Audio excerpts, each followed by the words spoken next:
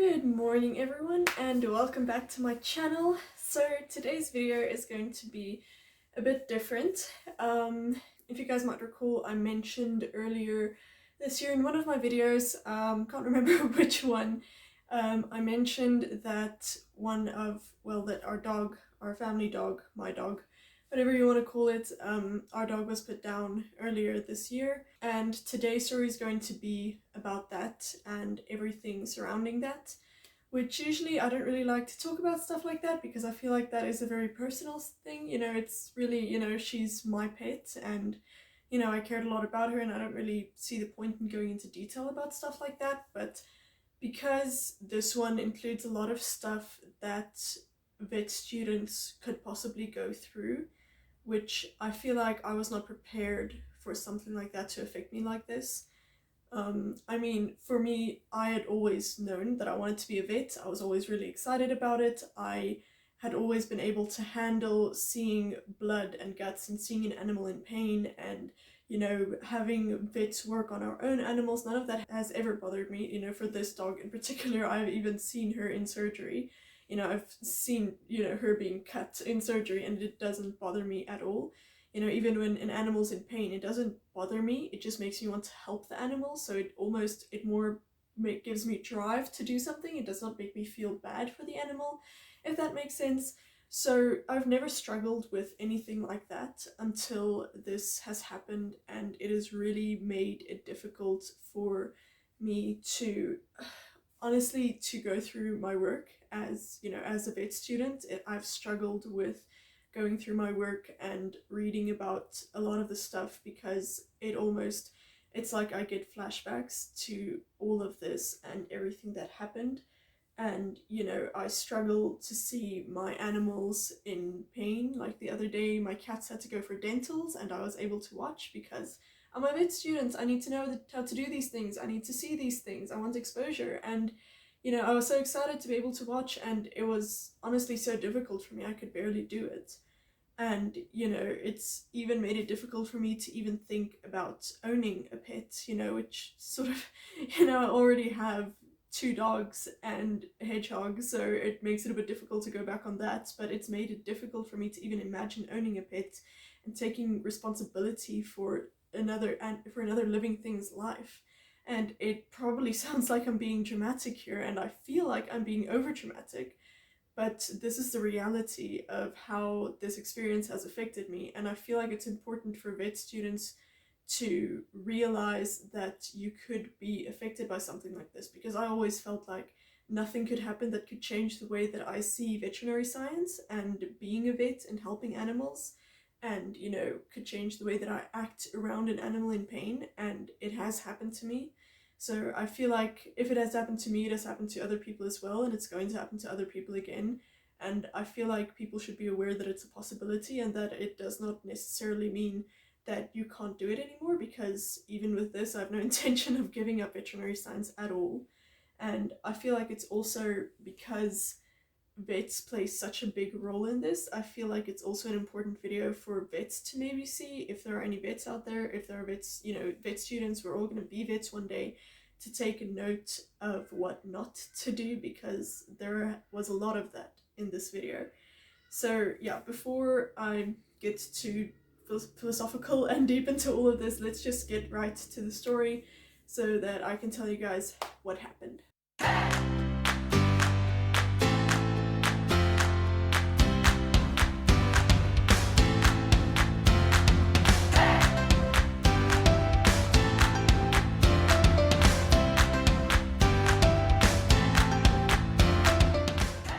So a few years ago, what was it? It was 2017, I think. Yeah, 2017. We adopted Alice. She was a female bull terrier ridgeback mix, with something. We always said that she just looks like a massive Jack Russell. That was how we described her to everyone, and everyone agreed. She really does look like a massive Jack Russell. And she was honestly the sweetest thing ever. Even when we took her to the park, she would literally go around all the people in the park and she would pick a new family. We would say that she was adopting people, because she would pick a family that needed her the most that day, and she would just spend the entire day with them, just sit there, let them pet her, let them walk her around. She would let them do anything to her because she felt like they needed her that day. So she was really an incredibly sweet and caring dog, you know, towards animals and people and everything. She was incredible. So when we got her, she had two things that probably tie in with the story. Is that, for one, she had cancer. She had like a big abscess type growth. Well, it was just a growth. It wasn't really an abscess, but it was like bleeding and stuff on the inside of her thigh. And I saw it and I was like, okay, but you know, what are the chances that that's a recurring thing? You know, it'll be fine. And when we adopted her, the vets at the shelter did cut it out, so we got a clean dog, if you want to put it that way. Her adoption story is also a whole other story. The reason why we got adopted her is also a whole other story. So I've got a lot of stories if you guys ever want to hear these. But anyway, and then so once it was cut out, I was not too worried about it. And then when we got home, we you know, like, we would stroke her, and when we got to like her back, especially the area around her hips, she would literally scream. So we were pretty worried, and we were like, okay, this is weird, because, you know, back problems are usually not something that just goes away. You usually have to do something about it.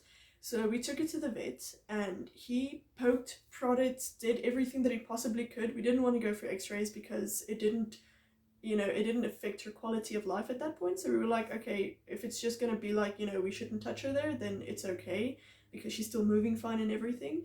So we're not gonna do x-rays now, it'll be fine. And then, you know, so the vet did everything up to that, and he was like, there's literally nothing wrong. You know, there is no stiffness, no pain, nothing that, you know, feels like it's moving wrong. Everything is 100% fine. We were like, really? You know, because it happened a few times that she would scream when we went near her back, and we were like, okay, well, fine. And after that, she basically showed no symptoms.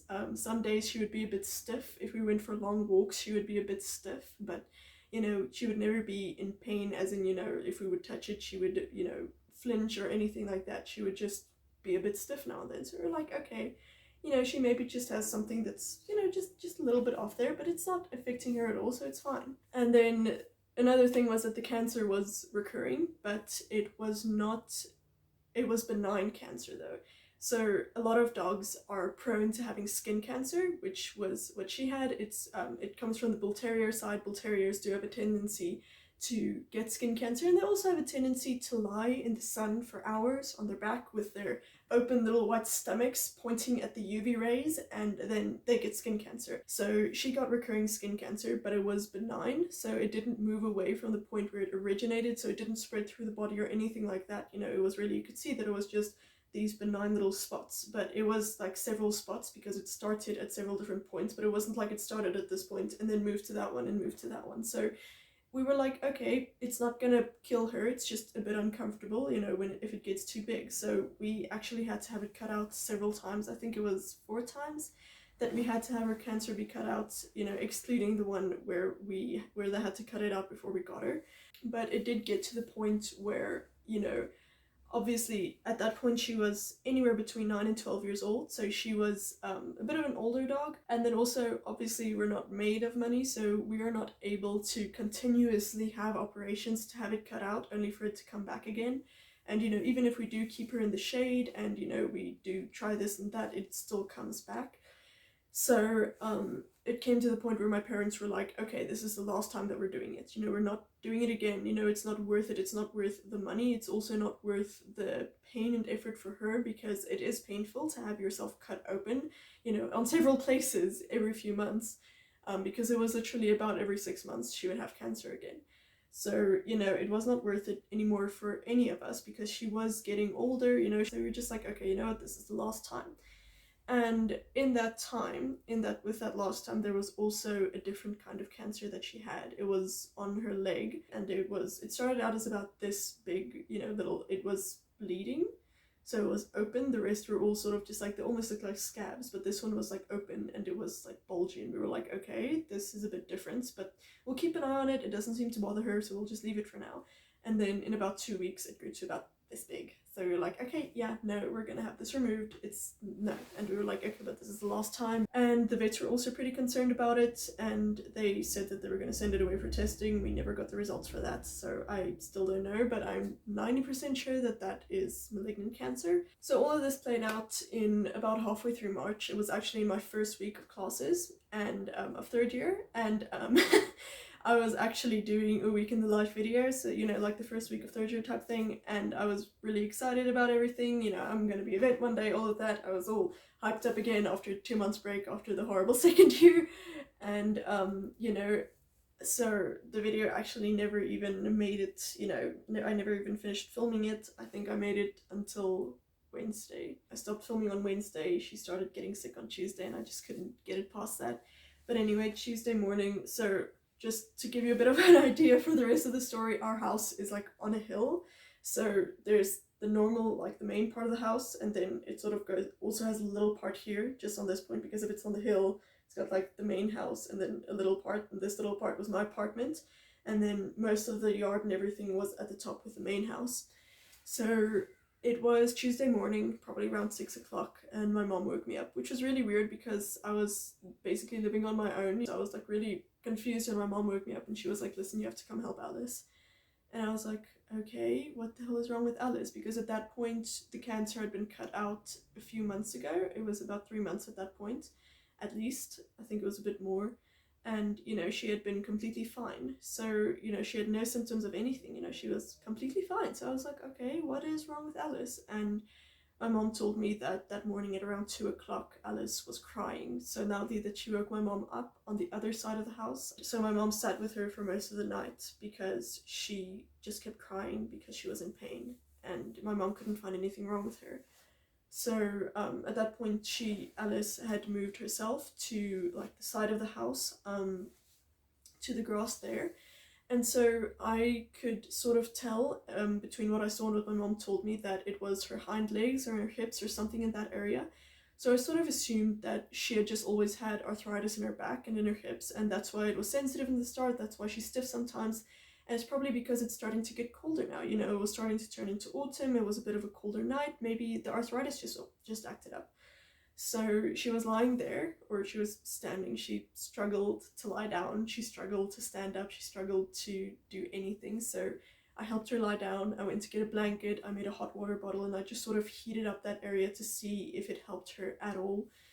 And you know, it was at that point already pretty difficult and emotional because I knew what she was usually like. You know, she's the type of dog where regardless of how much pain she's in, she would first take care of you. And you know, to see her the way that she was there, where she could barely move and function because of how much pain she was in, and it happened so suddenly, it was overnight, you know, I was like, okay, you know, this is really, it's freaking me out a bit. But I was like, you know, it's probably just a cold, we'll just see how it goes. And I sat there with her for about 40 minutes and it didn't get any better, you know, it was starting to get warmer. And, you know, obviously the hot water bottle, I was supposed to start helping if it was just a cold, and nothing helped. So it was starting to get to the point where I had to start my classes, online classes, obviously.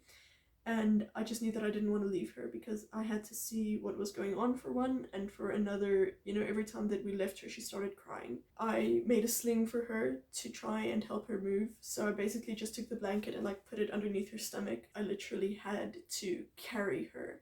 I had to carry her from like at the top, you know, at the top of the hill where the rest of the house was, like down the hill to where my apartment was, so that I can like put her in Carla's bed with, and I could watch her, and she was warm and comfortable, and you know, it was just a bit softer than being outside. So I literally had to carry her in the sling. You know, my one hand had like this sling that was wrapped around my hand to keep her hind legs up, and the other hand was at the front holding her chest so that I could just sort of guide her in the right direction, because she could not move or function at all because of how much pain she was in. She didn't want to move at all.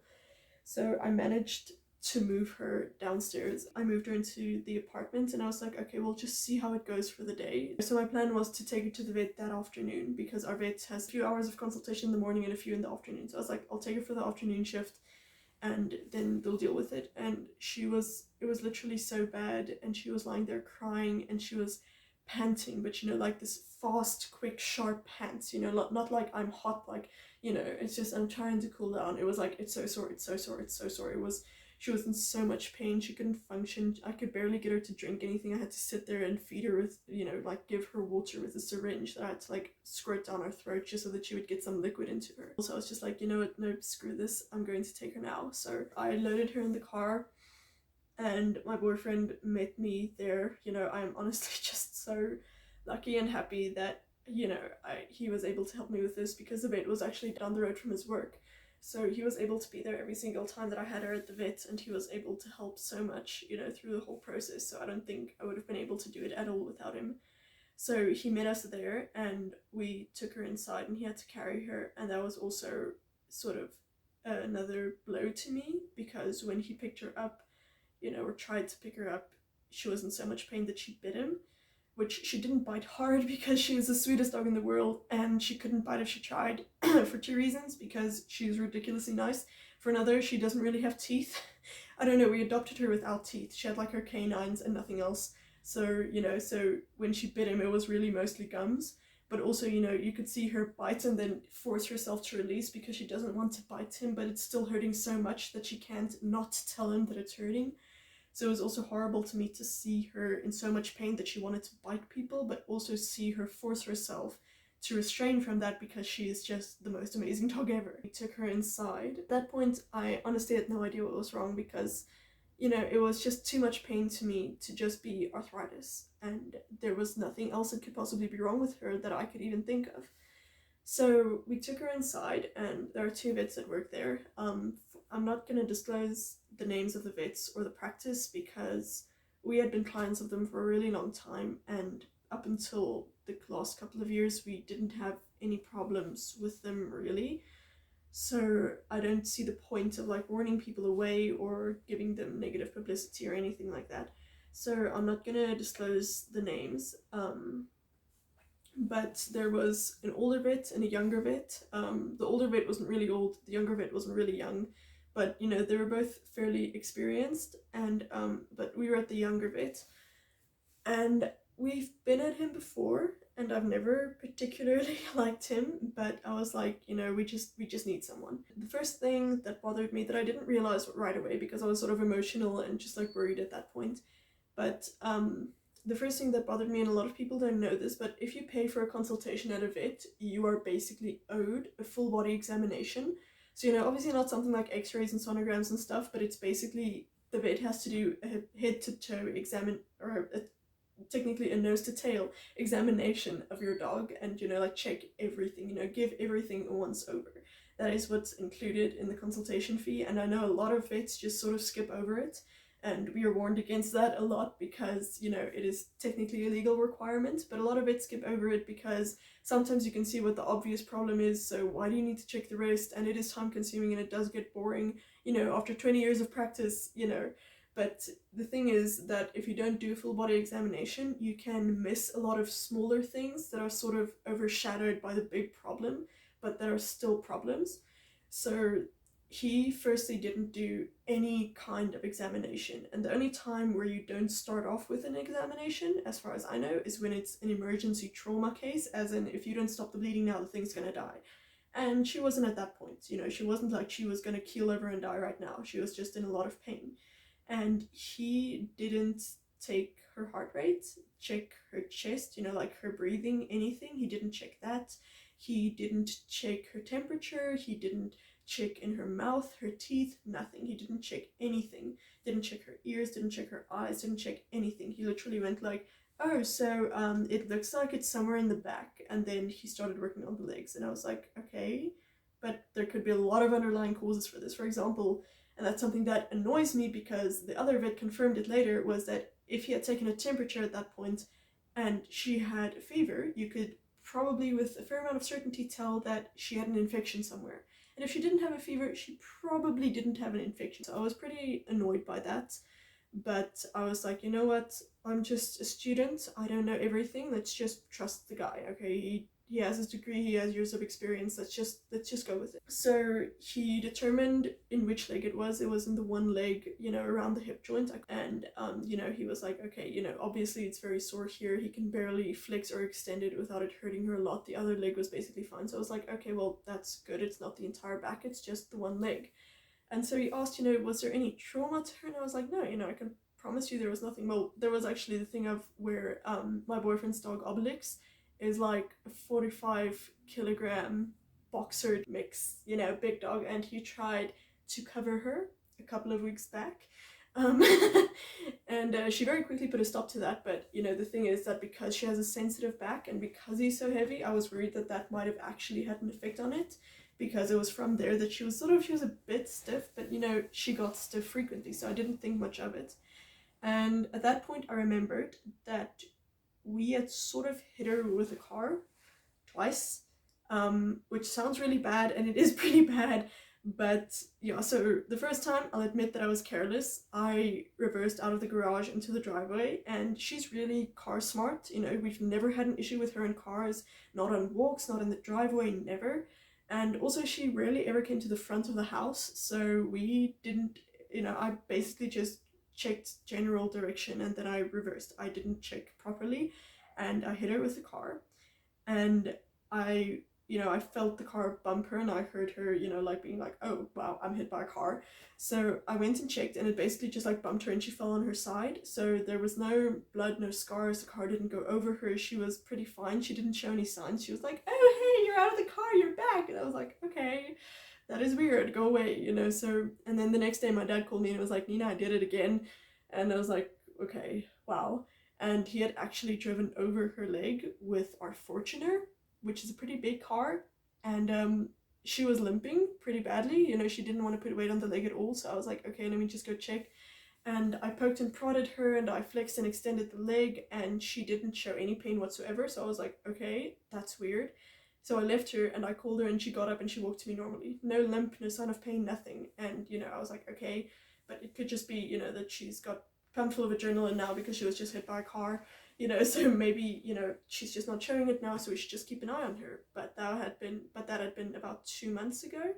So we had completely forgotten about it. And I was like, okay, so we did bump her with the car, so, it's possible. So they kept her for x-rays. That was also why I didn't question the vet not doing the examination fully, because it was like, okay, he probably just did the rest while they did the x-rays. Came back the afternoon, I got her back, and then he went, okay, so the x-ray isn't 100% clear, so it's either a fracture or bone cancer. And I was like, okay, well, it's sort of discouraging to me as a vet student that after so many years of studying and years of practice, you still can't tell the difference between a fracture and cancer. But I don't know, maybe that's just the way that it is. I don't know, we haven't really done a lot of radiology yet. So he told me that, if it's a fracture, there's probably an infection there. So, that's why it's so sore now. So I'm going to give you antibiotics and pain medication. I was like, okay, great. Pain medication, that is what she needs right now. So we took her home. She was still in a lot of pain. For some reason, they didn't give her any pain medication while she was there. So I took her home, and I was really struggling at that point as well, because I sort of hoped that they would just give something to help while she was at the vet, and they obviously didn't give her anything, and she was still in so much pain. And so it was a combination of me just leaving her outside so that she could, because she would sort of get herself up and move herself somewhere else. She really struggled to move, but she preferred to move on her own above me, with the sling, sort of helping her in a direction, because then she could move it, she could sort of find a way that was more comfortable for her to move in, and she would move like that. So I sort of left her to her own for most of the time, and then that evening I just brought her inside so that I could keep an eye on her for the night. She was in so much pain at that point. I'd already given her the pain medication and the first course of antibiotics, not that I expected that to make a difference right away, but she already had her pain medication and it made no difference. It was 2 hours and 3 hours and 4 hours, and I was just sitting there waiting for it to make a difference, and it just didn't at all. And so I would go to sleep and she would wake me up because she's crying. I would literally get up and go sit with her for 2 minutes and she would be quiet, because I knew that even though it hurt a lot, the only reason that she was really crying is because it hurt and she was alone. and I felt so horrible that there was nothing that I can do to take that away. She would have this constant fast, you know, panting of how painful it was. And the next morning, you know, one of my friends actually came to help me, so we gave her her meds, and I had to spoon feed her, you know, literally had to spoon feed her wet food just so that I could make sure that she had something in, because she also needed her food to take the pain medication with. So I would be spoon feeding her, and you know, she would be struggling to swallow, which was really worrying me as well. You know, we had to feed her water with a syringe. I know I keep saying feed, but I don't know what else you do with water. You feed someone water. But so we had to literally force feed her food and water because she could not take it on her own. And my friend and I had to carry her outside, and we left her outside for the day because she was more comfortable outside, and then she can pee and poo like she wanted to. At that point, the pain medication, it sort of started working a little bit. If the pain medication was working, she would start wagging her tail, but she still could not move. She still did not want to eat, did not want to drink, and I kept waiting for it to get better. And then that afternoon, her legs started swelling up, like the entire leg that was sore, like swelled up from about this big to about this big. It was ridiculous. She had like this massive, thick, fat leg. And you know, I was like, you know, this doesn't seem right to me. It's not supposed to go like this. She kept getting her antibiotics, you know, obviously when she was supposed to, but you know, she was a few, you know, uses in, and it made no difference at all. You know, it didn't make it easier for her to move. The pain medication was having minimal effect, and now her leg was swelling up. And you know, on top of that, you know, she was struggling to swallow more and more. And you know, so we went through another night of that. At that point, the pain medication had started working enough that she could sleep for about 4 or 5 hours before she would start whining, so I got some more sleep that night. The morning after the previous night, she was better. You know, she wagged her tail when I came to her, and she was able to move herself outside and stuff. You know, after that, it still went really bad, but the morning was better. So I sort of expected that morning to be even a bit better, you know, sort of just progress a little bit by little bit every single morning. And that morning, it was just so much worse. She had wet herself during the night. She had been unable to even lift herself up to move. She didn't wag her tail. She didn't look at me when I got to her. Gave her her meds. I was like, let's just get the pain meds in her and see if it makes any kind of difference. I gave her her pain meds, and I tried to give her her antibiotics, but it just wouldn't quite, I couldn't get it down her throat. And you know, so I decided, okay, let's feed her first and then I'll try again. So I spoon fed her again. I gave her little bits of water with the syringe. The biggest thing of that day was that she struggled to swallow so much. It was at the point where, you know, where you start to swallow and then it just sort of gets stuck there, where you can't quite get it to swallow. You're like, you know, you want to swallow it, but it doesn't want to go down. And it was like that every single time. She would put it to the back of her mouth and she would like swallow, you know. It was like she had to overcome this barrier. And you know, it was really horrible to see, because you could tell that she was hungry, you know, how badly she wanted that food and how much she was struggling to actually eat it. So she only got in a little bit of food, and then I tried to give her the antibiotic pill again. And you know, I opened her mouth and I like put it in there, you know, the way that you give a pill to a dog, and she tried to swallow it and it just got stuck and she couldn't swallow at all. And then she just brought everything up from like the past 2 days, which really stressed me. She brought up the pill, obviously, and the entire previous day's meat. I mean, you could tell how much, you know, it was obviously about a canful, and the previous day I'd given her about a can full of food, and it was all of that just came back up, and it wasn't even digested. You know, it was still those perfect little blocks of meat that I'd given her the previous day, and I was like, okay, so she's not even digesting it. Nothing is moving, nothing is working anymore. It's not going through anymore. It's not working anymore. And I was sort of panicked, and I was just like, you know, there is too much wrong at this point. So I was like, no, I'm taking her back. I'm taking her back to the vet. I can't. This is, for one, because I was also so upset because when I took her to the vet the first time, I told them to call me, and I gave them my number because I'm the one that's going to be taking care of her, because my mom is at work the whole day, my dad is working the whole day, my brother is at school, And I was like, you know, I'm the one that's going to be taking care of her, so I want to talk to the vet. And then the vets called my mom, and I was like, really? And, you know, he personally called my mom. So, you know, it wasn't even like the receptionist or anything. And he just told her, you can come get her and give her these meds. And I had so many questions, like, I mean, she can't walk. How should I move her? You know, how can I make this easier for her? How much should I feed her? Should I feed her at all? Should I just let her eat on her own? You know, I had so much questions. And, you know, I didn't even get a chance to ask them. And I called back later, and they were like, oh no, he's not available now. And I was like, okay, well, can you please call me as soon as you can? Yeah, he will. And they never did. So I was really upset with that vet specifically at that point, because I was just like, you know, that is just extremely unprofessional for many, many reasons. But anyway, I took her to the vet again, and my boyfriend was there again to help me, and he was there with me. And this time we got to see the other vet. You know, I went in and I was like, no, I want to see this vet. I want to see the other vet that we've always worked with, that I'm pretty sure I can trust. You know, I want to go with the other vet.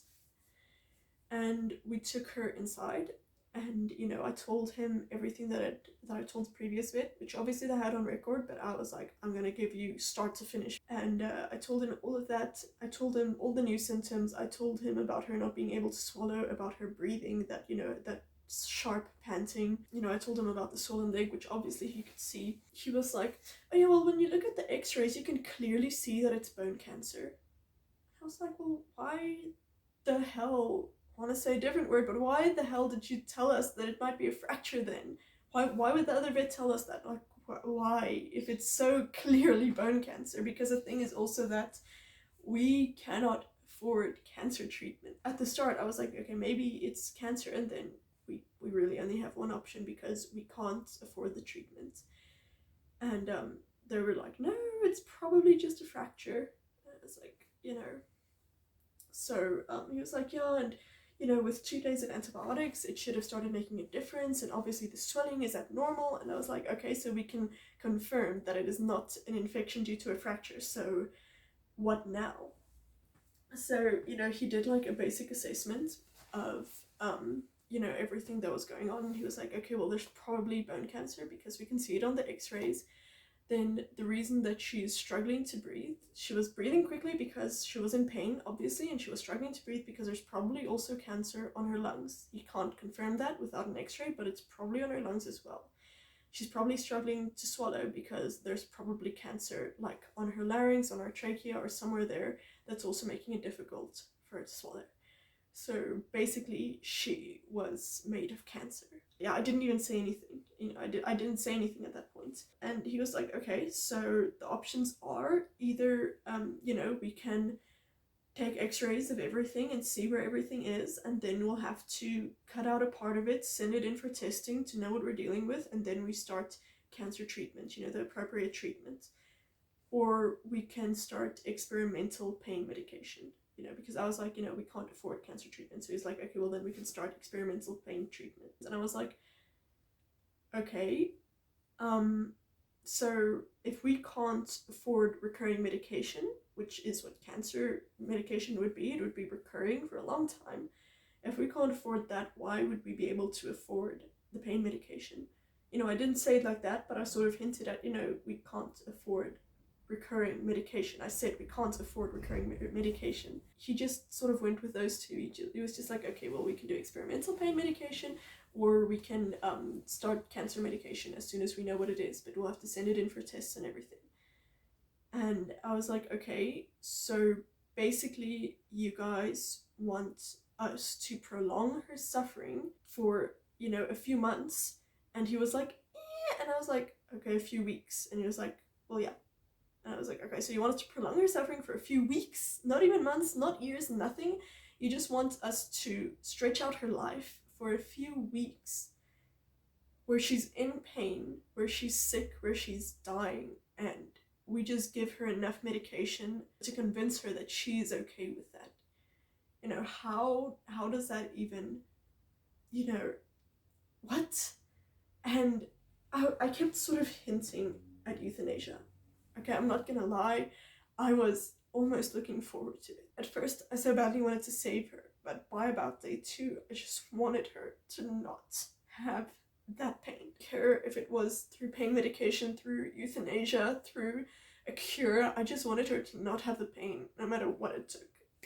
and I kept hinting at euthanasia because he had mentioned the treatment options, and I know that we couldn't afford either one of them, and I just didn't want to say it. I didn't want to ask for euthanasia. I didn't want to suggest that we put this dog down. I didn't want to be the one to suggest that I would be okay to make that decision, but I didn't want to give that option. I didn't want to be the one to make that an option. So I so badly just wanted him to give me that option so that I could take it, but I did not want to create that option. At one point he actually admitted, he sort of, you could see afterwards he didn't want to say that, but he sort of admitted that there was no cure, that it was just going to be managing it for the rest of her life. And I sort of felt like, at like 11 years old, which we were pretty sure she was around 11, that was what the vet said she was about at that point. At 11 years old, how much rest of a life would she have left, at 11 years old with cancer? So as he was going on about what kind of treatments we could do and how that would work and all of that, I was just looking at her because I knew what he was doing. At that point I'd sort of gotten the message that he was going to make every last penny out of this that he could, because I feel like if he could admit that there was no cure, and he could admit that it was only going to, whatever we do, it was only going to help for a few weeks, that you have to know that the better option is to just end the pain. He had to know that. I mean, anyone knows that, and you as a vet specifically have to know that. I knew that he was not going to give me that option easily. He was in this for the wrong reasons. And, my heart sort of sank because I pretty much knew that with the way that everything was going, she was probably going to be euthanized that day. But it broke my heart that I had to do it with someone like him.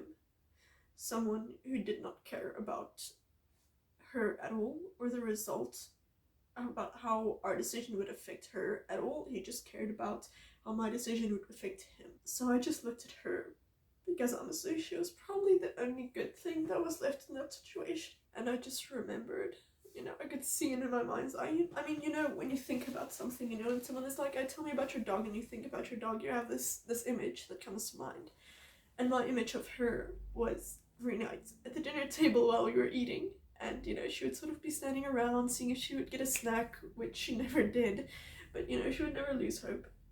And, if we would look at her or call her, and she would get so excited and she would start, doing that thing with her paws, or she would sort of, always said that she was triple, say triple, I don't know what the English word for that is.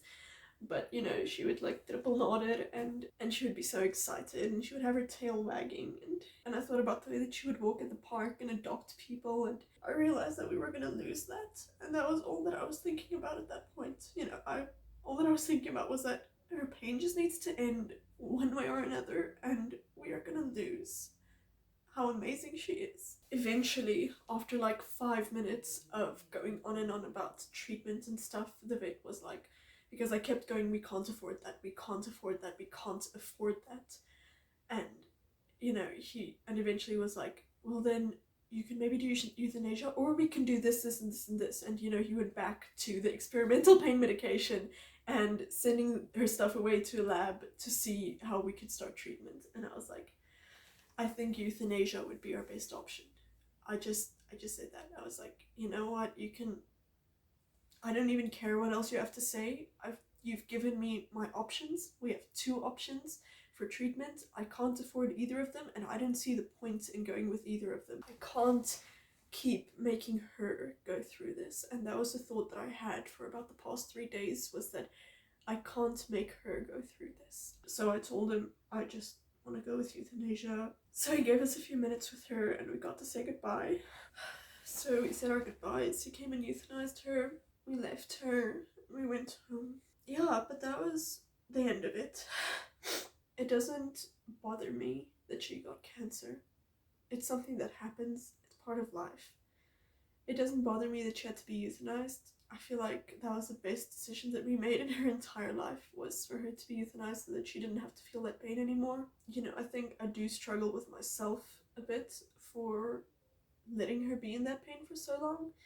And on the one hand, I know that it's not my fault, because there was said to me that the medication would help, and that was the only information that I had to rely on other than what I saw, and I had to give time for the medication to work. And you know, from there on, whenever I read about treatment options, about you know, how you would put in, you know, stitches, when I study about traumatology, when I study about pharmacology, when I study about anything that has any kind of relation to that, you know, I sort of get reminded of how I had to see her in so much pain, how she had to be in so much pain, because as difficult as it was for me to see her like that, it must have been so much more difficult for her to be like that, to have to feel that, to have to experience that. You know, every time it's like I get a flashback to how horrible all of that was for both of us. I was just so disgusted with the vets, is actually the whole point of the story. For one, the vet that we took her to, that was like, hey, this is most likely malignant cancer, we'll have it tested and let you know. And they never let us know. If we could have stopped it at that point, we wouldn't have known, because we were never let know. I'm disgusted by the vet that we saw first once she had started feeling pain. The guy that didn't even do an examination, that didn't do anything above the bare minimum, that didn't call me, the person that was taking care of the dog. He didn't call me back after I called to find out about those things. And, you know, he saw that it was bone cancer. He knew that it was bone cancer, and he had us buy medication for an infection due to a fracture, and have her be in that pain, and have her, you know, have us have to deal with her in that pain for days, that he could have literally gone, it's bone cancer. I could have gone, we can't afford treatment, and we could have had her euthanized and have her pain stopped right there. He didn't check her chest, he didn't check her heart rate. She could have had a heart problem as well that we didn't know about. Maybe he would have been able to hear that there was something wrong with her lungs. Maybe he would have been able to hear an irregularity, which could have told us that there might have been cancer on her lungs as well. And he didn't check any of that. If he had checked her temperature, we would have known that there wasn't an infection due to a fracture. We would have known that it was much more likely to be bone cancer. And it's not like it's a young new guy who has no idea what he's doing. I mean, he's been at that practice for at least 6 years, and he didn't get there from being like a new grad or something. Been to that practice, I've done my shadow work there, we've had our pets there for years. I know how long he's been working there. I know that he had been working at other places before that. You know, I feel a little bit betrayed by them, honestly. I feel like they as vets could have done it a lot better, and they could have done it a lot better for us as clients as well. And then when we got back, and he was like, okay, so there is no way to cure this. You know, you're going to be back here regardless of the treatment within a few weeks, because she's not going to make it. She's just going to continue being in pain. There is going to be no out from this. She's already 11 years old. There is no real reason to prolong this. But I am going to try my best to convince you to pay for those weeks of medication that is not going to help her. But I'm going to force that on you as much as I possibly can without physically forcing it on you. And I will not give you the option to do what is best for the dog. That 2 vets could have handled this so wrongly, so horribly, so unethically, I feel, actually. You know, there was just so many better ways to do this and to handle this, to handle it better for her, to handle it better for us. And they just went, well, if I do this and this and this, I can make a lot more money out of this client. I can't see any other reason why they would push any of these options on us. I am so upset that that even exists, and I'm so upset that that had to be forced on me, and that had to have my dog suffer in pain for days where it could have been for hours. I've struggled a lot with it because it's made me so negative. It's made me feel like, you know, the people that are supposed to be the heroes, you know, that are supposed to speak for those who can't speak for themselves, and that I look up to, that I want to be a vet one day. I want to be like, you know, I always thought I want to be like those guys one day who are saving lives, and that they had to be like that. You know, it's honestly, it's made it difficult for me to stay motivated and stay positive and see the good in what I'm trying to do with my degree. So it has really made it difficult for me to be positive about vet science, to think about being a vet one day and being responsible for so many animals. it has made it difficult for me to be responsible for my own animals. So it has really been a really horrible part of my life, a really horrible thing that happened, but I feel like it can also be very good. It has definitely shown me a lot of what I should not do as a vet and what I should do. Yeah, if there are any vet students watching this, please learn from this and please never be like that vet. If there are any vets, same for you, if there are any vets who are like that,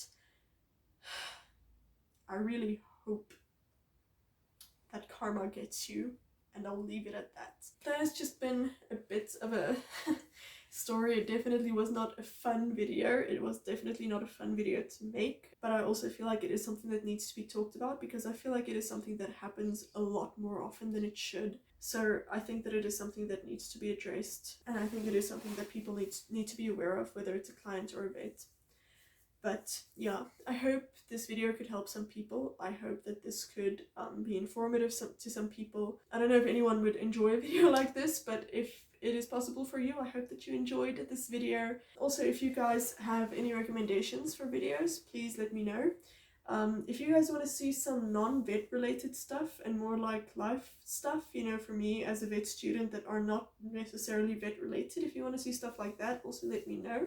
Remember to go follow me on Instagram. Remember to like and subscribe to see more videos about all kinds of vet stuff. And then I hope you guys have an amazing day, and I'll see you in my next video. Bye guys!